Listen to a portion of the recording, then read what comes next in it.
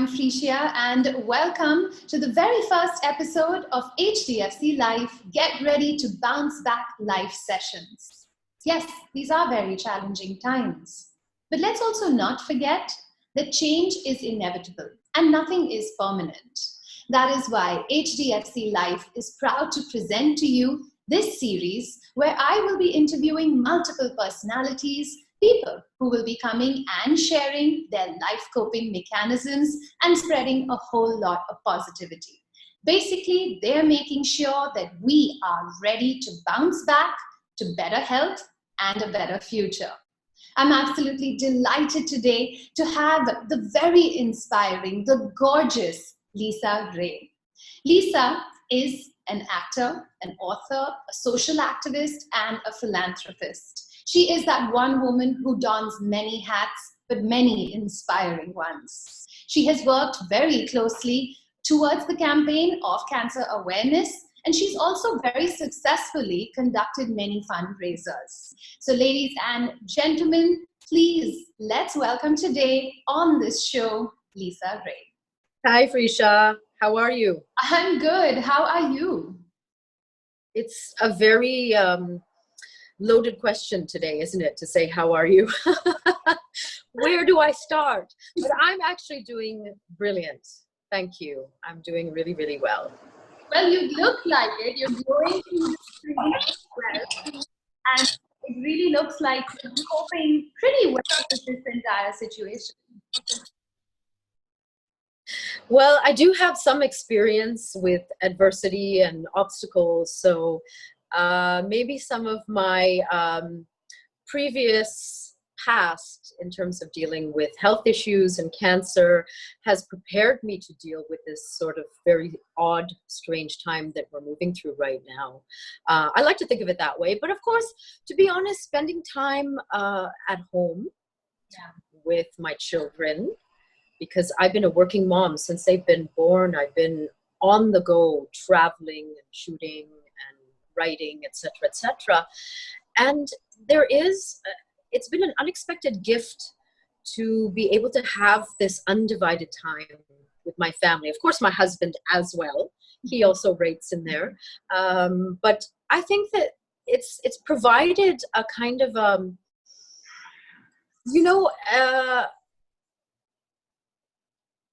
what's the word I'm looking for? It's provided me a reset, a real reset in terms of how I want to balance out my personal life and my professional life. And I think a lot of people are going through that right now. I mean, obviously, a lot of people are going through very, very challenging, difficult times, but we are managing to connect and talk and share our anxieties and fears and our insights. And that has been really, really empowering. I know it's been very empowering for me, and I hope it's been empowering for other people, because really that's what we have as human beings, is our storytelling ability and our truth telling and our ability to connect on a deeper level through difficult times, I think is what helps us to bounce back. You know, Lisa, I was just thinking the other day, if last year in 2019, somebody had come up and told me that in 2020, there's going to be this time where all of us, the whole world together, we're going to be sitting at home, I wouldn't have believed them. I know, we've been watching sort of films, dystopian films and sci-fi films for so many years. And I mean, if I can recall that some of them are probably set maybe 20 years from now, and they always look to be so fantastical, like this will never actually happen. And something that we could have never predicted happening has become a reality. And I think that rather than becoming, I guess, shaken by it, even though there are a lot of important new conditions that we have to adapt to, I like to look at change and, let's say, challenges as an opportunity to reframe our worldview, to test ourselves and to stretch ourselves as well. You know, it's so true what you just said. Human beings, we are so resilient. And we also know that every time there is a fall, there has to be a rise that is with it. And also, when you said that you are using this time to reconnect, to rediscover, to recharge, Yeah. these are words that suddenly make so much more sense, don't you think? Yeah. Yeah, no, absolutely. That's a great point. You know, I mean, maybe there's something to be said for, you know, coming back into our center, for being, in a sense, in an enforced lockdown, because it really forces you to rethink your entire life and to reflect. And in general, I think you could say in the last few decades, all of our lives have become so fast paced and so demanding, and we're being pulled in so many directions that we don't get a chance to think, much less to implement changes into our life. So in a strange way, this is a really extraordinary opportunity to do the two things that that is always last on the priority list. I don't know about you, but it's always been last on my priority list until I was diagnosed with cancer. And in a weird way, it's we're also all in it together. You know, I did feel when I was going through my cancer journey that on some level it's a very solitary journey, and only someone who's going through the same thing as you is going to understand what you're going through. Whereas today, we as a world are so interconnected, which is a gift, because we can really enhance each other's ability to understand, we can support each other, we can share. You know, it's almost like there's one giant mind and we can all tap into those thoughts. And I think that's something that is really extraordinary and that everybody should take advantage of. I know that, and I can imagine that there are quite a few people who might be struggling right now. And there's absolutely no shame in that, you know, feeling anxiety and feeling fear, and feeling, I guess, you know, tapping into the uncertainty of tomorrow is only natural. And I have to admit that I go through ups and downs. That's part of being human. You know, some days I wake up and I'm woo, you know, and I want to pull on my brightest clothes and, you know, even though I'm at home, slap on a little bit of, you know, maybe some lipstick. And even though I'm just going to do jharu pocha, it doesn't matter, because I want to make the most out of the day. And then even when we're eating, I put out the best crockery, etc., etc. And I always sort of, you know, share a prayer of gratitude as well, because I know that so many other people are struggling with basic necessities. So, but then I also have days where I can feel that little bit of anxiety, you know, like that hot ball of anxiety out of the back of my throat or in my tummy, and that's only natural, you know. So in times like that, because I've been through a lot of ups and downs before this, I turn to practices like meditation and yoga to sort of come back to myself, to center myself, to get beyond all of those thoughts. Because if you look at it, fear is just a thought, you know, and that was really revolutionary for me. We create these storylines in our head and we believe them to be true, and sometimes they end up running our lives. And, you know, the real revelation for me through my meditation practice is that thoughts are just thoughts. They're just clouds that come and go, and the weather's going to change. And that is also, I would say, on a broader theme, that is really what's, you know, what we should be looking at is the weather will change. Right now we're going through a stormy time, there's no doubt about it, but the weather's going to change. You know, we're going to wake up and the sun's going to come out. The question is, what are we going to do then? That, I think, is a question. So I think that this is a lovely time to cocoon, you know, using the imagery of the butterfly, of course, you know, the caterpillar that goes into the cocoon and then becomes a beautiful butterfly. This is our opportunity to actually reflect and think about how we are going to live a better life, not just for ourselves, but for our world. Because if anything, what we're going through has proven that we are all interconnected, that what I do is going to affect many other people. And all of our choices have to be examined, and hopefully everyone will start making better choices. It's so true, especially the part where you spoke about how we forget that the whole planet is going through exactly the same thing. We're all in it together. And it's very easy for us to sometimes go into that shell of why is it happening only to me? But yes. And just, the kind of tips that you're giving us today, the different things that we can do and the coping mechanisms, it's absolutely wonderful. This is also such a great time to just be with the family, don't you think? Yes, it is. It's an extraordinary time to be with my family because, speaking for myself, I'm a working mother.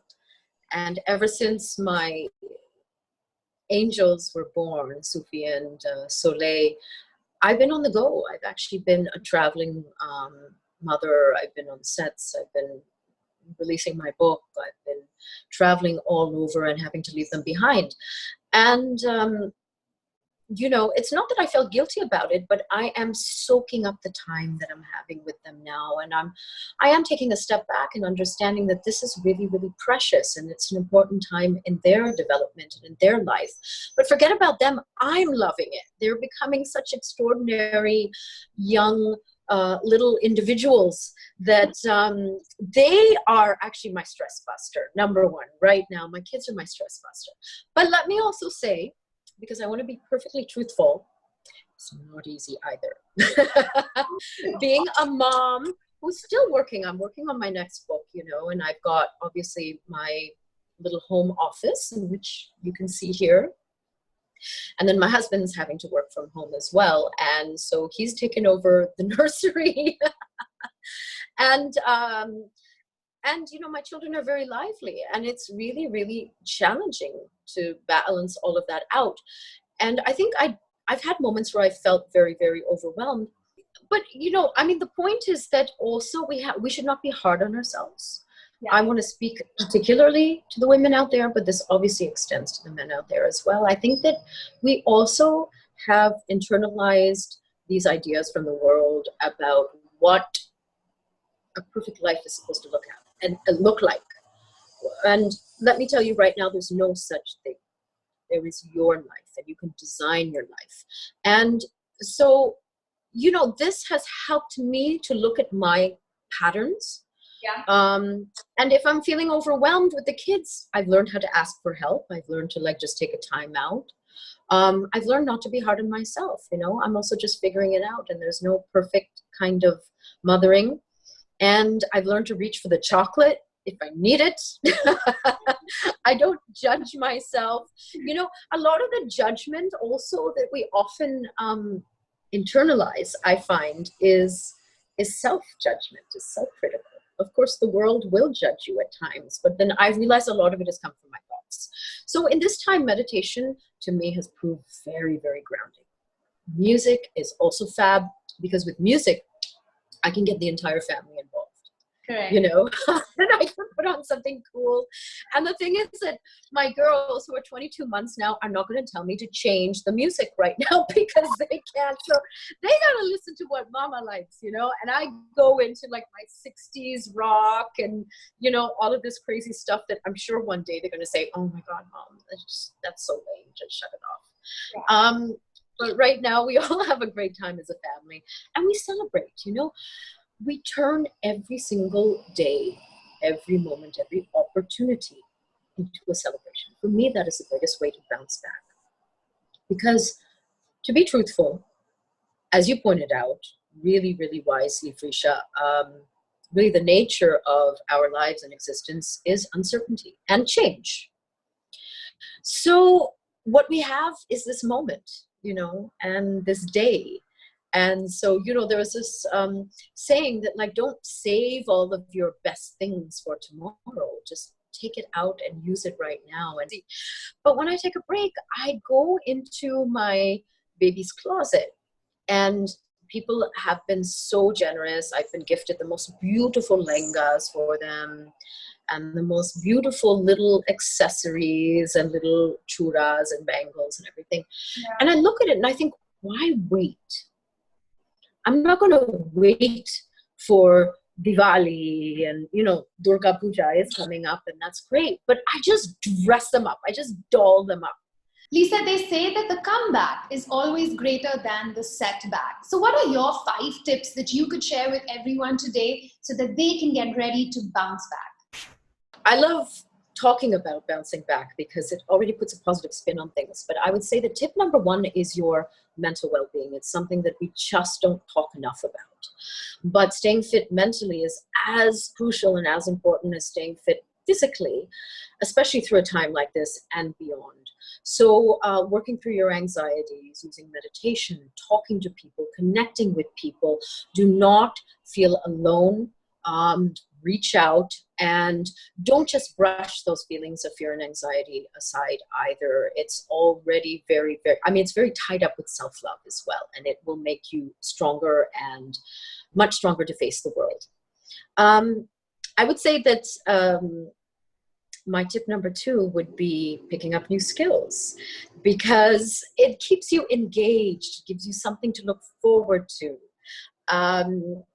This time will pass, but then you'll come out of it with some cool new skills and confidence to spare and something to share with your community as well.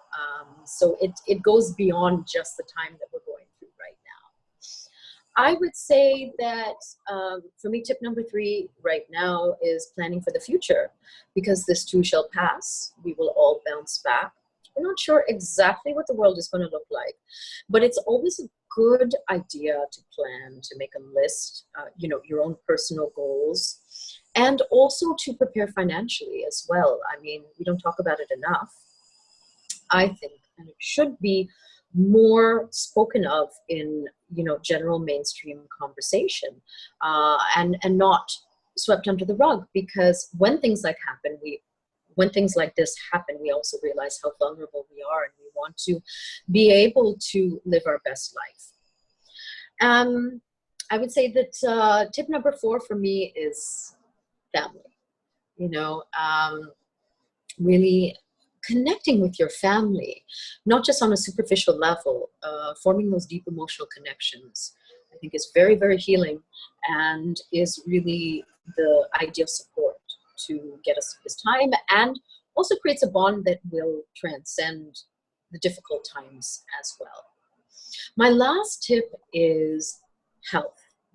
Health, which for me is linked with self-love, because what ends up happening in our everyday busyness of life is we neglect our health because we put ourselves last. And this time that we're going through hopefully has brought the focus and the attention back on health and how we negotiate our health and how each of us is responsible. What I like saying is that we are the CEO of our own health and healing. And I'm the CEO of Lisa Incorporated. So it's up to me to make the right decisions that keep me fit and healthy and ready to bounce back. All right, Lisa, thank you so much for sharing those extremely valuable tips. I'm sure a lot of our viewers have benefited by them. And for all of you out there, don't forget, stay safe, healthy, and now is that time to get ready to bounce back. Thank you so much for coming and joining us over here today. Not only have you been inspiring, but you have truly opened your heart out to each and every one of us. Thank you for sharing that positivity. What I truly have learned from today's session is that social distancing doesn't really have to be emotional distancing. You still have a network around you, your friends, your family, and everyone that you can reach out to. And of course, your health that will make sure that you have a better future. I am Freishia. I will join you again very soon with another personality coming and sharing some wonderful tips with each and every one of you.